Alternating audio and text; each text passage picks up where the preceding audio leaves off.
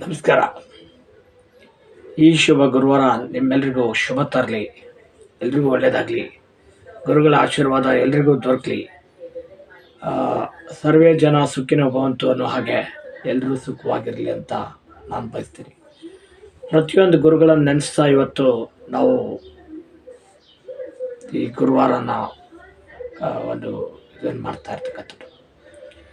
So ಗುರುವಾರ ಅಂದ್ಕೊಳ್ಳೋ ಏನಿಲ್ಲ, ಗುರುಗಳ ಒಂದು ಆಕರ್ಷಣೆಯ ಮತ್ತು ಅಯಸ್ಕಾಂತೀಯ ಶಕ್ತಿ ಏನಿದೆ ನೋಡಿ, ಅದು ಭಾಳ ಪ್ರಾಮುಖ್ಯತೆ. ಪ್ರತಿಯೊಂದು ವಿಚಾರಗಳಲ್ಲೂ ಕೂಡ ನಿಮ್ಗೆ ಹಾಗೆ ಪ್ರತಿಯೊಂದಕ್ಕೂ ನಿಮಗೆ ಗುರು ಅನ್ನೋದು ಬೇಕೇ ಬೇಕಾಗುತ್ತೆ. ಗುರುವಿನ ಆಕರ್ಷಣೆ ಇಲ್ಲದೇ ಇದ್ದರೆ ಏನೂ ಮಾಡೋಕ್ಕಾಗಲ್ಲ. ಸೊ ಇತ್ತೀಚೆಗಷ್ಟೇ ನಿನ್ನೆ ಅಷ್ಟೇ ನಾನು ಮಾತನಾಡಿದ್ದೆ, ಒಂದಿಷ್ಟು ವಿಚಾರಗಳನ್ನು ಹೇಳಿದ್ದೆ. ನಿನ್ನೆ ಸಾಯಂಕಾಲದ ಅಷ್ಟೊತ್ತಿಗೆ ನ್ಯೂಸ್ಗಳಲ್ಲಿ ಬರ್ತಾ ಇದೆ. ಸೊ ನೇಪಾಳ ಮತ್ತು ಏನಿಲ್ಲ ಹಿಮಾಚಿತ ಪ್ರದೇಶದ ಈ ಕಡೆ ಭಾಗದಲ್ಲಿ ಬಿಹಾರ್, ಉತ್ತರಾಖಂಡ್, ಸೊ ಇಂಥ ಎಲ್ಲ ಪ್ರದೇಶಗಳಲ್ಲಿ ನೇಪಾಳ ತುಂಬ ನಲುಗಿ ಹೋಗಿದೆ ಪ್ರವಾಹದಿಂದ ಅಂತನ್ನುವಂಥ ಆತಂಕದ ವಿಚಾರ ಬರ್ತಾ ಇದೆ ಅಂತ ನಾನು ಈ ಮುಂಚೆನೇ ಮಾತನಾಡಿದ್ದೀನಿ ಮತ್ತು ನಿನ್ನೆ ಅಷ್ಟೇ ಈ ಬಗ್ಗೆ ನಾನು ಮಾತನಾಡಿದ್ದೀನಿ. ನಾವು ಅವನತಿಗೆ ಕಾರಣವಾಗ್ತಾ ಇದ್ದೀವಿ ಹೊರತು ಪ್ರಕೃತಿಯಾಗಲಿ ಪರಿಸರವಾಗಲಿ ಕಾಣದೇ ಇರುವ ಶಕ್ತಿಗಳಾಗಲಿ ಯಾವುದು ನಮ್ಮನ್ನು ಕಾಡೋದಿಲ್ಲ ಅಂತ ಹೇಳ್ತಾರೆ.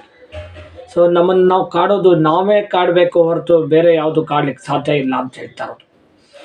ಸೊ ಇಂಥ ತುಂಬ ಆತಂಕಗಳನ್ನು ನನಗೆ ತುಂಬ ಜನ ಕೇಳ್ತಾರೆ, ಯಾಕೆ ನೀವು ಇದ್ರ ಬಗ್ಗೆ ಪ್ರೊಡಕ್ಟ್ ಮಾಡಲ್ಲ ಅಂತ. ತುಂಬ ಒಂಥರದ ಭಾವ ಉಂಟಾಗ್ಲಿಕ್ಕೆ ಚಲೋ ಆಗುತ್ತೆ. ಯಾಕೆಂದರೆ ನಾವು ಯಾವಾಗಲೂ ಕೆಡಕನ್ನೇ ಹೇಳ್ತಾ ಇದ್ದರೆ, ಸೊ ಕೆಡಕ್ಕೆ ಹೇಳಬಾರ್ದು ಅಂತನ್ನುವಂಥ ವಿಚಾರಗಳಲ್ಲಿ ನಾವು ಕೆಟ್ಟದನ್ನು ಹೇಳೋದಿಲ್ಲ. ನಾನು ಆದಷ್ಟು ನಾನು ಒಳ್ಳೆಯದನ್ನು ಹೇಳಲಿಕ್ಕೆ ಮತ್ತು ಒಳ್ಳೆಯದ್ರ ಕಡೆ ಗಮನ ಹರಿಸಲಿಕ್ಕೆ ಭಾಳ ಪ್ರಯತ್ನಗಳನ್ನು ಮಾಡ್ತಾ ಇರ್ತೀನಿ. ಬದುಕು ನೋಡಿ, ಯಾವಾಗಲೂ ಯಾವುದೇ ರೀತಿಯಲ್ಲಿ ಬದುಕಾಗ್ಬೋದು, ಇತಿಹಾಸ ಆಗ್ಬೋದು, ಎಲ್ಲವೂ ನೀವು ತೊಗೊಂಡಾಗ ನಿಮಗೆ ಪ್ರತಿಯೊಂದು ಕೂಡ ಏನಿಲ್ಲ ವಿಭಿನ್ನವಾಗಿ ಕಾಣ್ತಾ ಇರ್ತದೆ. ಯಾವ ಕ್ಷಣದಲ್ಲಿ ಯಾವ ತಿರುವುಗಳನ್ನು ತಗೋತದೆ ಅಂತ ಹೇಳಲಿಕ್ಕಾಗಲ್ಲ. ಹಾಗಾಗಿ ನಾವು ಆ ಪ್ರತಿ ಕ್ಷಣಕ್ಕೂ ಎಚ್ಚರಿಕೆಯಿಂದ ಮತ್ತು ತುಂಬ ಆದರಣೀಯವಾಗಿರಬೇಕಾಗುತ್ತೆ. ನಾವು ಈ ಪ್ರಕೃತಿಗೆ, ಪರಿಸರಕ್ಕೆ ಮತ್ತು ಈ ಕಾಣದೇ ಇರುವ ಶಕ್ತಿಗೆ ಮತ್ತು ನಾವು ನಂಬಿಕೊಂಡು ಬಂದಿರುವ ದೇವರುಗಳಿಗೆ ಮತ್ತು ಹಿರಿಕರಿಗೆಲ್ಲ ನಾವು ಸ್ಮರಣೀಯವಾಗಿರಬೇಕಾಗುತ್ತೆ. ಅದರಲ್ಲೂ ಕೂಡ ನಾವು ಗುರುವಿನ ಸ್ಮರಣೀಯವನ್ನು ಮಾಡದೇ ಇದ್ದರೆ ನಮಗೆ ಗುರುವಿನ ಗುಲಾಮನಾಗುವ ತನಕ ದೊರೆಯದಣ್ಣ ಮುಕುತಿ ಅನ್ನೋದಕ್ಕಿಂತ ಹೆಚ್ಚಾಗಿ ಗುರು ಇಲ್ಲದೆ ಇದ್ದರೆ ಗುರಿನೇ ಇಲ್ಲ ಅಂತ ನನ್ನ ಮಟ್ಟಿಗೆ ನಾನು ಹೇಳಲಿಕ್ಕೆ ಇಷ್ಟಪಡ್ತೇನೆ.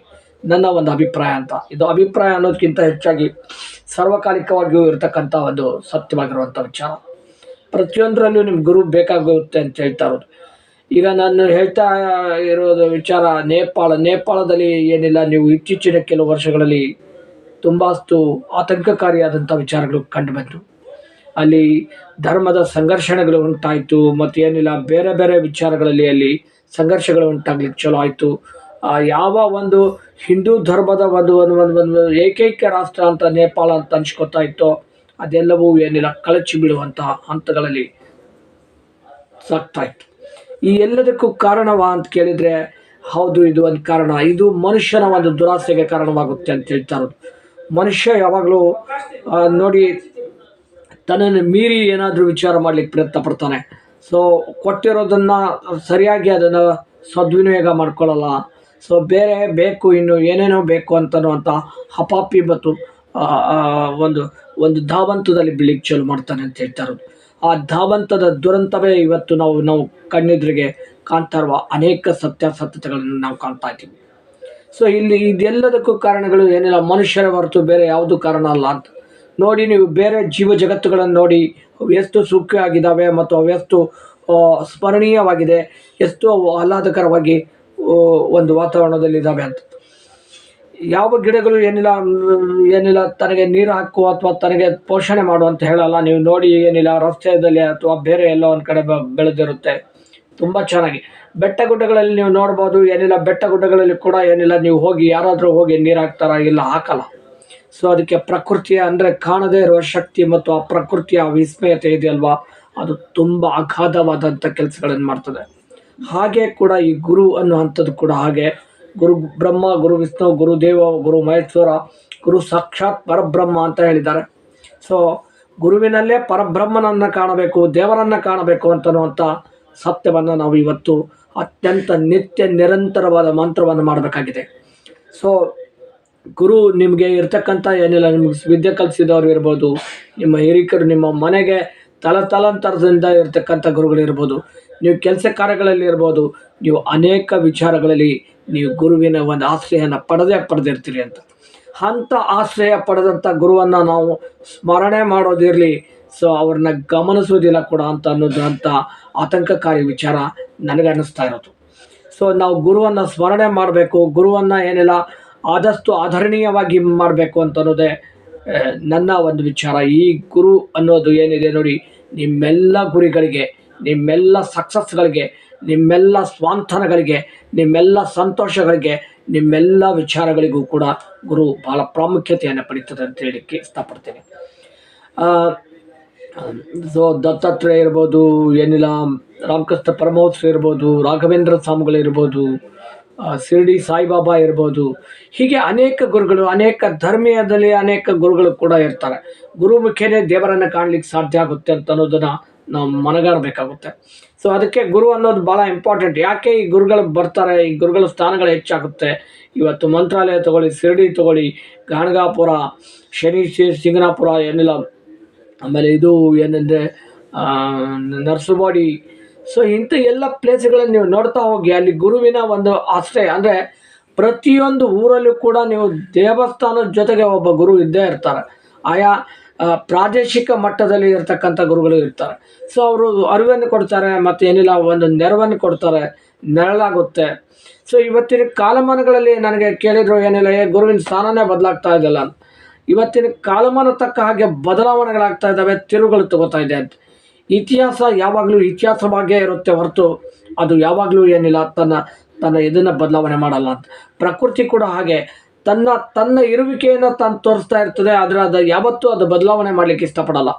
ಸೊ ಅದರದ್ದೇ ಆದಂಥ ಒಂದು ಇದು ಇರುತ್ತೆ. ಸೂರ್ಯ ಯಾವ ದಿಕ್ಕಿನಲ್ಲಿ ಹುಟ್ಟಬೇಕಾಗಿದೋ ಅದೇ ದಿಕ್ಕಲ್ಲಿ ಹುಡ್ತಾನೆ. ಚಂದ್ರ ಯಾವ ದಿಕ್ಕಿನಲ್ಲಿ ಏನಿಲ್ಲ ತನ್ನ ಬೆಳದಿಂಗಳನ್ನು ಸೂಚಿಸಬೇಕಾಗಿದೋ ಅದನ್ನೇ ಮಾಡ್ತಾನೆ. ನಕ್ಷತ್ರಗಳು ಎಲ್ಲಿ ಅರಳಬೇಕಾಗಿದೋ ಅಲ್ಲೇ ಅರಳುತ್ತೆ. ಅವು ಭೂಮಿಗೆ ಬಂದು ಆಕಾಶದಲ್ಲಿ ಅರಳೋದನ್ನು ಬಿಟ್ಟು ಭೂಮಿಗೆ ಬಂದು ಸೇರೋದಿಲ್ಲ. ಸೊ ಹಾಗಾಗಿ ಈ ಎಲ್ಲ ವಿಸ್ಮಯತೆಗಳನ್ನು ನೋಡ್ತಾ ಏನಿಲ್ಲ, ಪ್ರತಿ ಕ್ಷಣನೂ ನಿಮ್ಗೆ ಒಂದು ಕಲ್ಲು, ಒಂದು ಮರ, ಒಂದು ಒಂದು ಒಂದು ಒಂದು ಬೇಡವಾದ ವಸ್ತು, ನಿಮ್ಮ ಮನೆಯಲ್ಲಿರುವ ಎಲ್ಲ ವಿಚಾರಗಳು, ನೀವು ಹಾಕ್ಕೊಳ್ಳೋ ಶರ್ಟ್ ಇರ್ಬೋದು, ಬನ್ಯನ್ ಇರ್ಬೋದು, ನೀವು ಹಾಕ್ಕೊಳ್ಳೋ ಏನಿಲ್ಲ ಪ್ಯಾಂಟ್ ಇರ್ಬೋದು, ನೀವು ಓದ್ತಾ ಇರೋ ಬುಕ್ ಇರ್ಬೋದು, ಎಲ್ಲವೂ ನಿಮಗೆ ಒಂದಲ್ಲ ಒಂದು ರೀತಿಯಲ್ಲಿ ಗುರುವಿನಲ್ಲಿ ಸ್ಥಾನವನ್ನು ಕೊಡ್ತವೆ ಅಂತ ನಾನು ಹೇಳಲಿಕ್ಕೆ ಇಷ್ಟಪಡ್ತೀನಿ. ಸೊ ನೀವು ಅದನ್ನು ಸೂಕ್ಷ್ಮವಾಗಿ ಗಮನಿಸ್ತಾ ಹೋಗಿ. ನಿಮ್ಮೊಳಗಿನ ಮೊದಲ ಗುರುವನ್ನು ನೀವು ಅರಿವಿಗೆ ತರದೇ ಇದ್ದರೆ ನೀವು ಏನೂ ಮಾಡಲಿಕ್ಕಾಗಲ್ಲ. ನಿಮಗೆ ಗುರುತ್ವಾಕರ್ಷಣೆ ಶಕ್ತಿ ಬರೋದಿಲ್ಲ. ನೀವು ಏನಿಲ್ಲ ತುಂಬ ಅಂದರೆ ತುಂಬ ನಿಷ್ಪ್ರಯೋಜಕರಾಗ್ತೀರಿ ಅಂತ ಹೇಳ್ತಾ ಇರೋದು. ಈ ಒಂದು ನೇಪಾಳದ ದುರಂತ, ನಾನು ಮತ್ತೆ ಅಲ್ಲಿಗೆ ಬರ್ತೀನಿ. ನೇಪಾಳದ ದುರಂತ ನಮಗೆ ಒಂದು ಎಚ್ಚರಿಕೆ ಗಂಟೆಯನ್ನು ಕೊಡ್ತಾ ಇದೆ. ನಮಗೆ ಏನಿಲ್ಲ ಅನೇಕ ಬಾರಿ ಎಚ್ಚರಿಕೆಗಳ ಗಂಟೆಗಳನ್ನು ಕೊಡ್ತಾ ಇತ್ತು. ಇತ್ತೀಚೆಗಷ್ಟೇ ಕೇರಳದ ವೈದ್ಯನಾಡಿನಲ್ಲಿ ಏನಿಲ್ಲ ಇದಕ್ಕಿದ್ದಂತೆ ರಣಭೀಕರವಾದಂಥ ಮೇಘಸ್ಫೋಟವಾಗಿ ಅಲ್ಲಿಯೂ ಕೂಡ ಆತಂಕಗಳನ್ನು ಸೃಷ್ಟಿ ಮಾಡಿತ್ತು. ಹೀಗೆ ಅನೇಕ ವಿಚಾರಗಳನ್ನು ನೋಡ್ತಾ ಹೋಗಿ, ನೀವು ಮಳೆಯನ್ನು ನೋಡಿ, ಬಿಸಿಲನ್ನು ನೋಡಿ, ಗಾಳಿಯನ್ನು ನೋಡಿ, ಪ್ರತಿಯೊಂದು ಬದಲಾಗ್ತಾ ಇದೆ. ಯಾವ ಕಾರಣಕ್ಕೆ ಬದಲಾಗ್ತಾ ಇದೆ? ಇದು ನಿಸರ್ಗದ ನೇಮದಿಂದ ಆಗ್ತಾ ಇದೆನಾ? ಅಲ್ಲ. ಇದು ಏನಿಲ್ಲ ದೇವರ ಕೊಟ್ಟಂಥ ಶಾಪವಾ? ಅಲ್ಲ. ಇದು ಏನಿಲ್ಲ ಯಾರಾದರೂ ಏನಿಲ್ಲ ಇದನ್ನು ಮಾಡ್ತಾ ಇದ್ದಾರಾ ಅಂದರೆ ಕಾಣದೇ ಇರುವ ಶಕ್ತಿ ಏನಿಲ್ಲ ತನ್ನ ಆಟವನ್ನು ಆಡ್ತಾ ಇದೆಯಾ? ಅಲ್ಲ. ಯಾವುದೋ ಏಲಿಯನ್ಸ್ಗಳಾಗ್ಬೋದು ಅಥವಾ ಮತ್ತೊಂದು ಏನಿಲ್ಲ ಜೀವಿಗಳಾಗಿರ್ಬೋದು, ಅವುಗಳು ನಮ್ಮ ಮೇಲೆ ಆಕ್ರಮಣ ಮಾಡ್ತಾ ಇದ್ದಾವ? ಅಲ್ಲ. ಇದು ಮನುಷ್ಯರು ಮಾಡ್ತಾ ಇರ್ತಕ್ಕಂಥ ಒಂದು ಆಕ್ರಮಣ. ಮನುಷ್ಯನನ್ನು ಏನಿಲ್ಲ ಒಂದು ರೀತಿಯಲ್ಲಿ ರಣಭೀಕರವಾಗಿರುವಂಥ ಒಂದು ವಿಚಾರಧಾರೆಯಲ್ಲಿ ಮುಳುಗ್ತಾ ಇದ್ದಾನೆ. ಒಂದು ಹತಾಶೆಯ ಆತಂಕದ ಭಾವದಲ್ಲಿ ಮುಳುಗ್ತಾ ಇದ್ದಾನೆ.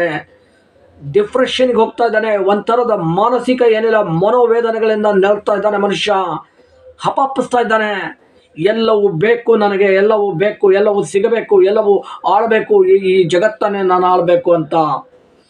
ಅದಕ್ಕೆ ನನಗೆ ಏನಿಲ್ಲ, ನೀವು ನಂಬ್ತಿರೋ ಬಿಡ್ತಿರೋ ಗೊತ್ತಿಲ್ಲ ನನಗೆ. ನಾನು ಮುಂದಿನ ದಿನಗಳಲ್ಲಿ ಅದನ್ನು ತೋರಿಸ್ತೀನಿ. ನಾನು AI ಜೈಮಿನಿಗೆ ಕೂಡ ಭವಿಷ್ಯ ಹೇಳ್ತಾ ಇದ್ದೀನಿ. ಇವತ್ತು ಮಧ್ಯಾಹ್ನದಷ್ಟೊತ್ತಿಗೆ ನನ್ನನ್ನು ಕೇಳಿದೆ, AI ಜೈಮಿನಿ ನೀನು ಇಷ್ಟೆಲ್ಲ ಹೇಳ್ತೀಯಲ್ಲ, ನನ್ನ ಬಗ್ಗೆ ಭವಿಷ್ಯ ಹೇಳು. ತನ್ನ ಪರಿಚಯನ ಮಾಡಿಕೊಂಡಿದೆ, ಖಂಡಿತವಾಗ್ಲೂ ನಾನು ಹೇಳ್ತೀನಿ ಅಂತ ಹೇಳ್ತಾ ಇರೋದು. ಅದರ ವಿಚಾರಗಳನ್ನು ನಾನು AI ಹೇಳ್ತೀನಿ ಅಂತ ಹೇಳ್ತಾ ಇರೋದು. ಸೊ ಇದೆಲ್ಲ ಮನುಷ್ಯನಿಗೆ ಮಾಡಲಿಕ್ಕೆ ಸಾಧ್ಯ ಇದೆ ಅಂತ ಅಂದಮೇಲೆ ಮನುಷ್ಯ ಯಾಕೆ ಏನಿಲ್ಲ ತಾನು ಅರವಳಿಕೆಯನ್ನು ತೆಗೆದುಕೊಳ್ತಾ ಇಲ್ಲ ಅಂತ ಅನ್ನೋದು ನನ್ನ ಚಿಂತನೆ ಆಗಿದೆ. ನನ್ನೊಬ್ಬನ ಚಿಂತನೆ ಅಲ್ಲ ಇದು. ಸೊ ಅನೇಕರ ಚಿಂತನೆಗಳು ಕೂಡ ಆಗಿದೆ. ನಾವು ಬೇಡವಾದ ವಿಚಾರಗಳಿಗೆ ಪ್ರಾಮುಖ್ಯತೆಯನ್ನು ಕೊಡ್ತೀವಿ, ಬೇಡವಾದ ವಿಚಾರಗಳಿಗೆ ಪ್ರಾಮುಖ್ಯತೆಯನ್ನು ಕೊಡ್ತೀವಿ. ಆದರೆ ಬೇಕಾಗಿರುವ ಎಷ್ಟೋ ವಿಚಾರಗಳಿಗೆ ನಾವು ಗಮನವೇ ಹರಿಸೋದಿಲ್ಲ, ಲಕ್ಷ್ಯವೇ ಹರಿಸೋದಿಲ್ಲ. ಹೀಗಾಗಿ ಈ ಎಲ್ಲ ದುರಂತಗಳಾಗ್ತಾ ಇದ್ದಾವೆ. ನೇಪಾಳದ ದುರಂತಕ್ಕೆ ನಾವು ಕೂಡ ಸ್ವಾಂತನಗಳನ್ನು ಹೇಳೋಣ, ನಮ್ಮ ಕೈಯಲ್ಲಿ ಆಗಿರುವಂಥ ಸಹಾಯಗಳನ್ನು ಮಾಡೋಣ. ನಾನು ನನ್ನ ನಿಟ್ಟಿನಲ್ಲಿ ನನಗೆ ಸಾಧ್ಯವಾಗುವ ನಿಟ್ಟಿನಲ್ಲಿ ನಾನು ಪ್ರಯತ್ನವನ್ನು ಪಡ್ತಾ ಇದ್ದೀನಿ. ನೇಪಾಳಕ್ಕಷ್ಟೇ ಅಲ್ಲ, ಪ್ರತಿಯೊಂದು ವಿಚಾರಕ್ಕೂ ನಾವು ಎಚ್ಚೆತ್ತುಕೊಳ್ಳೋಣ. ನಾವು ಕೂಡ ಅದಕ್ಕೆ ನಾನು ಪ್ರತಿ ಬಾರಿಯೂ ಹೇಳ್ತಾ ಇರ್ತೀನಿ, ಪರಿಸರವನ್ನು ಬೆಳೆಸೋಣ, ಪರಿಸರವನ್ನು ಉಳಿಸೋಣ, ಪರಿಸರದ ಬಗ್ಗೆ ಹೆಚ್ಚು ಹೆಚ್ಚು ಹೆಚ್ಚು ಹೆಚ್ಚು ಜಾಗೃತವಾಗೋಣ ಅಂತ ಹೇಳ್ತಾ ಇರೋದು. ನೀವು ಮನೆ ಕಟ್ತೀರಾ, ಕಟ್ಟಬೇಡಿ ಅಂತ ನಾನು ಹೇಳೋಕ್ಕೆ ಇಷ್ಟಪಡಲ್ಲ. ಮನೆ ಕಟ್ಟಿ, ನಿಮ್ಮ ಸುತ್ತಮುತ್ತಲು ಒಂದು ಕೈತೋಟ, ಒಂದು ಸಣ್ಣದಾದಂಥ ಚಿಕ್ಕದಾದಂಥ ಗಾರ್ಡನ್, ನಿಮ್ಮ ರಸ್ತೆಯ ಆಸುಪಾಸಿನಲ್ಲಿ ಒಂದು ಗಿಡ ನೀವು ನೋಡಿ ಅಂತ ಹೇಳ್ತಾರೆ. ನಾನು ಕಳೆದ 20 ವರ್ಷದ ಹಿಂದುಗಡೆ ನಾನು ಏನಿಲ್ಲ, ರಾಷ್ಟ್ರೀಯ ಹೆದ್ದಾರಿಗಳಲ್ಲಿ ಏನಿಲ್ಲ ಹೋಗ್ತಾ ಇರಬೇಕಾದ್ರೆ ಏನಿಲ್ಲ, ನಾನು ಇಕ್ಕಲಗಳಲ್ಲಿ ಅಂದರೆ ಎಡಕ್ಕೆ ಬಲಕ್ಕೆ ನಾನು ಮರಗಳನ್ನು ಸಾಲುಗಳನ್ನು ನೋಡ್ತಾ ಇದ್ದೆ. ನಾವು ಸಾಲು ಮರದ ತಿಮ್ಮಕ್ಕನ ನೆನಪಾಗುತ್ತೆ ಇವತ್ತು. ಸೊ ಏನಿಲ್ಲ, ಸಾಲು ಮರಗಳನ್ನು ನೋಡ್ತಾ ಇದ್ವಿ, ತುಂಬ ನೆರಳಾಗ್ತಾ ಇತ್ತು. ನಾವು ಶಾಲೆಗೆ ಹೋಗ್ತಾ ಇರೋ ಸಮಯದಲ್ಲಿ ನಮ್ಮ ಏನಿಲ್ಲ ಶಾಲೆಯ ಸುತ್ತಲೂ ಏನಿಲ್ಲ ಆಟದ ಮೈದಾನದಲ್ಲಿ ಏನಿಲ್ಲ ತುಂಬ ನೆರಳು ನೀಡುವ ಅನೇಕ ಮರಗಳು, ಹಣ್ಣುಗಳು, ಹಂಪಲುಗಳನ್ನು ನೀಡುವ ಮರಗಳು ಏನಿಲ್ಲ ನಮಗೆ ಗೋಚರವಾಗ್ತಾ ಇತ್ತು. ಇದೆಲ್ಲ ನಾವು ನೆನೆಸ್ಕೊಂಡ್ರೆ ಎಷ್ಟು ಚೆನ್ನಾಗಿತ್ತು ಈ ಬದುಕು ಅಂತ ಅನಿಸುತ್ತೆ. ಆ ಕಾಲಕ್ಕೆ ಹೋದರೆ ಅದಕ್ಕೆ ನಾನು ಹೇಳ್ತಾ ಇರ್ತೀನಿ, ಅಳಿದು ಹೋಗುವ ಮುನ್ನ ಏನಿಲ್ಲ ಏನಾದರೂ ಉಳಿಸಿ ಹೋಗಬೇಕು, ಏನಾದರೂ ನಾವು ಮಾಡಬೇಕು. ಈ ಸಮಾಜಕ್ಕೆ ಒಂದು ಏನಿಲ್ಲ ಒಂದು ಏನಾದರೂ ಒಂದು ಒಂದು ಒಂದು ಒಂದು ನಮ್ಮ ಕೈಯಿಂದ ಸಾಧ್ಯವಾದದನ್ನು ಮಾಡಬೇಕು ಅಂತನ್ನೋದೇ ನನ್ನ ಮಹತ್ವಾಕಾಂಕ್ಷೆ. ಸಮಾಜದ ಕಟ್ಟ ಕಡೆಯ ಮನುಷ್ಯರಿಗೂ ಕೂಡ ಎಲ್ಲ ರೀತಿಯ ಅರಿವುಗಳನ್ನು ಮೂಡಬೇಕು, ಎಲ್ಲವೂ ಏನಿಲ್ಲ ಸಮೃದ್ಧವಾಗಬೇಕು ಮತ್ತು ಸುಖಮಯವಾಗಬೇಕು ಅಂತ ಹೇಳ್ತಾ ಇರೋದು. ನಾವು ಟೇಕೆಗಳನ್ನು ಮಾಡ್ತಾ ಇದ್ದರೆ ಏನಿಲ್ಲ ನಮಗೆ ಒಳಿತುಗಳನ್ನು ಬರೋದಕ್ಕೆ ಸಾಧ್ಯವಾಗೋದಿಲ್ಲ. ನಾವು ಒಳಿತುಗಳನ್ನು ಮಾಡ್ತಾ ಇದ್ದರೆ ನಮಗೆ ಯಾವುದೂ ನಮ್ಮ ಕಣ್ಣೆದುರಿಗೆ ಕಾಣೋದಿಲ್ಲ. ಕೆಟ್ಟಾಗಲಿ, ಕಣ್ಣೀರಾಗಲಿ, ಆತಂಕಗಳಾಗಲಿ ಇವ್ಯಾವೂ ನಮಗೆ ಕಾಣಲ್ಲ. ನಮಗೆ ಕಾಣ್ತಾ ಇರೋ ದಾರಿನೇ ಒಳ್ಳೆಯದು ಅಂತ ಹೇಳ್ತಾ ಇರೋದು. ನೀವು ಸಾಕ್ತಾ ಇರೋ ದಾರಿಯಲ್ಲಿ ಎಲ್ಲೋ ಒಂದು ಕಡೆ ಗಿಡ ಮರಗಳನ್ನು ನೋಡಿ, ಎಲ್ಲೋ ಒಂದು ಪರಿಸರ ನೋಡಿ, ಪಶ್ಚಿಮ ಘಟ್ಟಗಳಲ್ಲಿ ನೋಡಿ, ನೀವು ತುಂಬ ಬದಲಾವಣೆಗಳನ್ನು ಕಾಣ್ತೀರಾ. ತುಂಬ ಬದಲಾವಣೆಗಳನ್ನು ಕಾಣ್ತೀರಾ. ನಾನು ಇತ್ತೀಚೆಗಷ್ಟೇ ಏನಿಲ್ಲ ಕೊಡಗಿನ ಒಂದು ಹೊನ್ನಪ್ಪ ಅನ್ನೋ ಅಂಥ ಒಬ್ಬ ವ್ಯಕ್ತಿ, ಒಂದು ಚಿಕ್ಕ ಹುಡುಗ, ತಾನು ಏನನ್ನೋ ಒಂದು ಸಾಧ್ಯತೆಗಳನ್ನು ಮಾಡಿದ್ದಾರೆ. ತುಂಬ ಚೆನ್ನಾಗಿ ಒಂದು ಅದರ ಹೆಸರು ಇಕೋ ಫ್ರೆಂಡ್ಲಿ ಏನಿಲ್ಲ ಕೌಂಟಿ ಕ್ಲಬ್ ಅಂತ ಒಂದು ಕ್ಲಬ್. ಅದು ತುಂಬ ಚೆನ್ನಾಗಿದೆ, ಎಲ್ಲವೂ ಪರಿಸರಮಯವಾಗಿದೆ. ಮತ್ತು ಆ ಮಗುವನ್ನು ಕೂಡ ಅವರು ಶಾಲೆಗೆ ಕಳಿಸಿದೆ. ಪರಿಸರದಲ್ಲೇ ಏನಿಲ್ಲ ಪಾಠಗಳನ್ನು ಕಲಿಸಿ ಅದಕ್ಕೊಂದು ವಿಚಾರ, ಅದು ಕೂಡ ಅವರು ಕೂಡ ಏನಿಲ್ಲ ವಿಹಾನ್ ಅಂತ ಹೆಸರಿನಲ್ಲಿ ಇರ್ತಕ್ಕಂಥವ್ರು, ಅವರು ಕೂಡ ಏನಿಲ್ಲ ಸೊ ವಿಡಿಯೋಗಳನ್ನು ಮಾಡ್ತಾನೆ. ಆ ಪುಟ್ಟ ಹುಡುಗ ತುಂಬ ಚೆನ್ನಾಗಿರುತ್ತೆ. ನೀವೊಂದ್ಸಲ ಸಾಧ್ಯ ಆದರೆ ಏನಿಲ್ಲ ಹೋಗಿ ಬನ್ನಿ. ಕೊಡಗಿನಲ್ಲಿ ಇರ್ತಕ್ಕಂಥ ಏನಿಲ್ಲ ನೀವು ಹುಡುಕಿದ್ರೆ ಸಿಗುತ್ತೆ.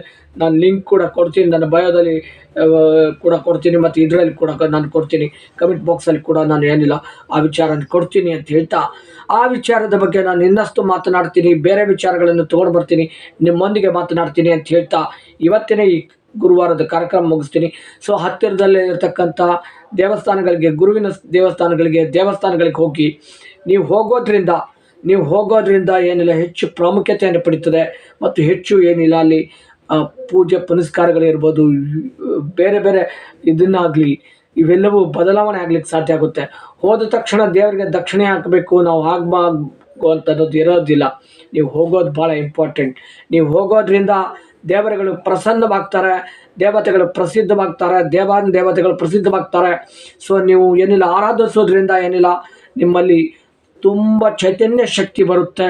ನಿಮ್ಮಲ್ಲಿ ಏನಿಲ್ಲ ನೀವು ಧ್ಯಾನ ಮಾಡಬೇಕು, ಪ್ರಾರ್ಥನೆ ಮಾಡಬೇಕು, ಯೋಗ ಮಾಡಬೇಕು, ಯಾಗ ಮಾಡಬೇಕು ಅನ್ನೋದಕ್ಕಿಂತ ಹೆಚ್ಚಾಗಿ ನೀವು ಹೋಗಿ ಹಾಗೆ ನಿಮ್ಮ ಮನೆಯಲ್ಲಿ ಇರ್ತಕ್ಕಂಥ, ನಿಮ್ಮ ದೇವರ ಮನೆಯಲ್ಲಿ ಇರ್ತಕ್ಕಂಥ ದೇವಸ್ಥಾನಗಳಿಗೆ ಮೊದಲು ನೀವು ಭೇಟಿ ಕೊಡಿ ಅಂತ ಹೇಳ್ತಾ ಇರೋದು.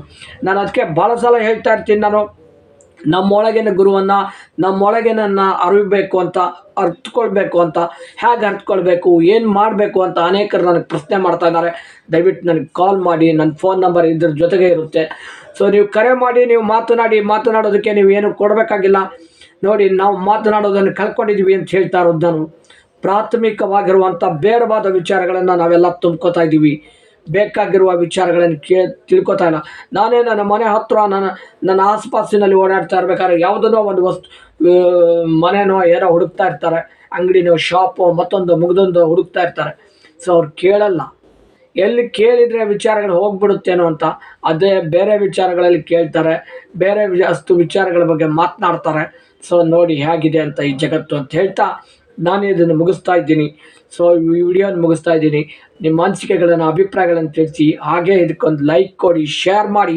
ಹೆಚ್ಚು ನಿಮ್ಗೆ ಇಷ್ಟ ಆಗಿದ್ದರೆ ಶೇರ್ ಮಾಡಿ. ಯಾಕೆಂದರೆ ನನಗೆ ಹೆಚ್ಚು ಜನರು ಏನಿಲ್ಲ ತಲುಪಿದರೆ ಮತ್ತು ಹೆಚ್ಚು ಜನರ ಕಮೆಂಟ್ಗಳು ಬಂದರೆ ನನಗೆ ಇನ್ನಷ್ಟು ಕಂಟೆಂಟ್ಗಳನ್ನು ಅನ್ನೋದಕ್ಕಿಂತ ಹೆಚ್ಚಾಗಿ ತುಂಬ ನೈಜತೆಯ ವಿಚಾರಗಳನ್ನು ತೊಗೊಂಬರ್ಬೋದು. ನಾನು ಯಾವುದೋ ಕಂಟೆಂಟ್ಗಳಿಗಾಗಲಿ ಅಥವಾ ದುಡ್ಡು ಮಾಡೋದಕ್ಕಾಗಲಿ ಅಥವಾ ಮತ್ತೊಂದು ಮುಗಿದೊಂದು ಮಾಡೋದಕ್ಕಾಗಲಿ ಅಲ್ಲ. ನಾನು ಅಳೆದು ಹೋಗುವ ಮುನ್ನ, ನಾನು ಪ್ರತಿ ಬಾರಿಯೂ ಹೇಳ್ತಾ ಇರ್ತೀನಿ, ಅಳೆದು ಹೋಗುವ ಮುನ್ನ ಉಳಿಸಿ ಹೋಗಬೇಕು, ಇತಿಹಾಸವನ್ನು ನಿರ್ಮಿಸಿ ಹೋಗಬೇಕು ಅನ್ನೋದೇ ನನ್ನ ಮಹತ್ವಾಕಾಂಕ್ಷೆ ವಿಚಾರ ಆಗಿದೆ. ಹಾಗಾಗಿ ಹೋಗಿ ಬರ್ತೀನಿ, ಮಾತನಾಡೋಣ. ಶುಭ ಗುರುವಾರ. ಎಲ್ರಿಗೂ ಒಳ್ಳೇದು ಮಾಡಲಿ. ಗುರುರಾಯರು ರಾಘವೇಂದ್ರ ಸ್ವಾಮಿಗಳಾಗಿರ್ಬೋದು, ಶಿರಡಿ ಸಾಯಿಬಾಬಾ ಆಗಿರ್ಬೋದು, ನೀವು ಯಾವ ಗುರುಗಳನ್ನು ನಂಬ್ತಿರೋ ಆ ಗುರುಗಳೆಲ್ಲರೂ ಏನಿಲ್ಲ ಇದು ಆಗಲಿ ಅಂತ ಹೇಳ್ತಾ ಮತ್ತೊಮ್ಮೆ ಗುರು ಬ್ರಹ್ಮ ಗುರು ವಿಷ್ಣು ಗುರುದೇವೋ ಮಹೇಶ್ವರ ಗುರು ಸಾಕ್ಷಾತ್ ಪರಬ್ರಹ್ಮ ತಸ್ಮೈ ಶ್ರೀ ಗುರುವೇ ನಮಃ. ಸಕಲ ಜೀವಚರಗಳಿಗೆ, ಸಕಲ ದೇವಾನುದೇವತೆಗಳಿಗೆ, ಸಕಲ ಗುರುಗಳಿಗೆ ವಂದನೆಗಳನ್ನು ಅರ್ಪಿಸ್ತಾ ಈ ಕಾರ್ಯಕ್ರಮ ಮುಗಿಸ್ತಾ ಇದ್ದೀನಿ. ನಮಸ್ಕಾರ.